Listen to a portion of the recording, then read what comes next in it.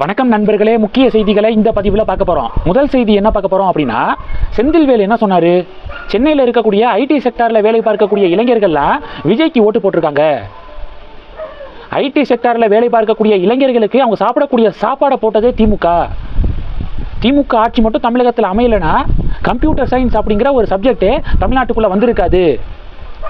தமிழக மக்களுக்கு கம்ப்யூட்டரை பற்றியும் கணினி அறிவியல் சப்ஜெக்டை பற்றிய அந்த புரிதலை மக்களுக்கு கொண்டு போய் சேர்த்ததே திமுக ஆட்சி தான் அப்படின்னு செந்தில்வேல் பேசினார். அதாவது ஐடி செக்டாரில் பணிபுரியக்கூடியவர்கள் சாப்பிடக்கூடிய சாப்பாடு திமுக போட்டது அப்படின்னு செந்தில்வேல் பேசினது மிகப்பெரிய ஒரு டிபேட்டாக மாறுனுச்சு. பாஜக காரங்க, அதிமுக காரங்க, தாவேகா காரங்கெல்லாம் கடுமையான எதிர்ப்பு தெரிவித்தாங்க செந்தில்வேலுக்கு.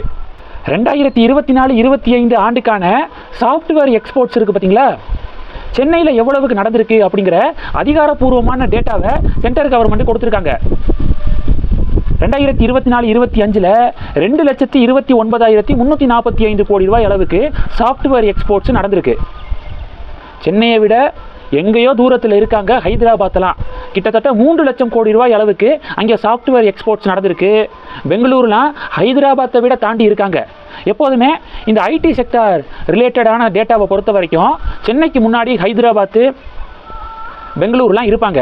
இது ஒரு புதிய இன்ஃபர்மேஷன் இல்லை, காலங்காலமாக இருக்கக்கூடியது தான். ஆனால் சென்னைக்கு பின்னாடி தான் புனேலாம் வருவாங்க. ஆனால் 2024-25 சாஃப்ட்வேர் எக்ஸ்போர்ட்ஸ் டேட்டாவை எடுத்து பார்த்தீங்கன்னா சென்னையை பின்னுக்கு தள்ளியிருக்கு புனே அப்படிங்கிற தகவல் கிடைச்சிருக்கு. புனே 2,58,752 கோடி ரூபாய் அளவுக்கு சாஃப்ட்வேர் எக்ஸ்போர்ட் பண்ணியிருக்காங்க. சென்னை 2,29,345 கோடி ரூபாய் அளவுக்கு சாஃப்ட்வேர் எக்ஸ்போர்ட் பண்ணியிருக்காங்க. அப்போது சென்னையை விட கிட்டத்தட்ட 20,000 கோடி ரூபாய் புனே முன்னாடி இருக்காங்க. டேட்டாலாம் இப்படி இருக்குது. இதில் திமுக காரங்க தான் ஐடி செக்டாரில் பணிபுரியக்கூடியவர்களுக்கு சோறு போட்டது அப்படிங்கிற இது மாதிரியான டேர்மெல்லாம் விரக்தியின் வெளிப்பாடாக தான் நாங்கள் பார்க்குறோம். தோல்வி பயத்தில் இருக்காங்க திமுகவுடைய முக்கிய புள்ளிகள் அப்படின்னு பாஜக, அதிமுக, தாவேகா பதிலடி கொடுக்குறாங்க. இது ஒன்று. ரெண்டாவது என்ன பார்க்க போகிறோன்னா, மத்திய பிரதேச மாநிலம் ஜபல்பூரில் இருக்கக்கூடிய பார்க்கி அணையில் சுற்றுலா பயணிகள் பயணித்த படகு கவிழ்ந்து விபத்து, 10 பேர் இறந்து போயிருக்காங்க. இந்த இறுதி நிமிட வீடியோலாம் இப்போ சோசியல் மீடியாவில் வெளிவந்திருக்கு. பார்க்கவே ரொம்ப பாவமாக இருக்குது. எந்த படகு சவாரியாக இருந்தாலும் அந்த படகுல ஏறுறதுக்கு முன்னாடியே லைஃப் ஜாக்கெட் இருக்குது பார்த்தீங்களா, அது கண்டிப்பாக வியர் பண்ணணும். அதை போட்டுட்டு தான் அந்த படகுக்குள்ளேயே நுழையணும். இதுதான் ரூலு. ஆனால் அந்த ரூல் வந்து இங்கே இதில் மதிக்கப்படலை. இந்த இறுதி நிமிட வீடியோவில் பார்த்தீங்கன்னா படகுக்குள்ளே தண்ணி உள்ளே புகுந்துருது. தண்ணி உள்ளே புகுந்து படகு மூழ்கக்கூடிய தருவாயில் தான் அங்கே இருக்கக்கூடிய பயணிகளுக்கு லைஃப் ஜாக்கெட்டை சப்ளை பண்ணிக்கு இருக்காங்க. எல்லாத்துக்கும் சப்ளை பண்ணுறதுக்குள்ள படகு கவிழ்ந்துருது. அதனால தான் 10 பேர் இறந்து போயிருக்காங்க. அதுலெல்லாம் ஒரு லைஃப் ஜாக்கெட்டில் கணவன், மனைவி, பிள்ளை 3 பேரும் ஒரு லைஃப் ஜாக்கெட்டை வந்து பிடிச்சிக்கிட்டு தப்பிக்க முயற்சி பண்ணியிருக்காங்க. பாவங்க,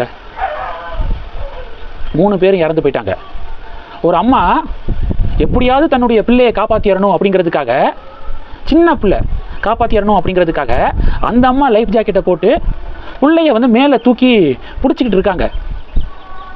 16 மணி நேரம் அவங்க வந்து முயற்சி பண்ணியிருக்காங்க. 16 மணி நேரத்துக்கு பிறகு அந்த அம்மாவுடைய உடல் மீட்கப்பட்டிருக்கு. அந்த அம்மாவும் இறந்து போயிட்டாங்க, அந்த பிள்ளையும் இறந்து போயிடுச்சு. இது மாதிரி கொடூரமான புகைப்படங்கள்லாம் பார்க்க முடியுது.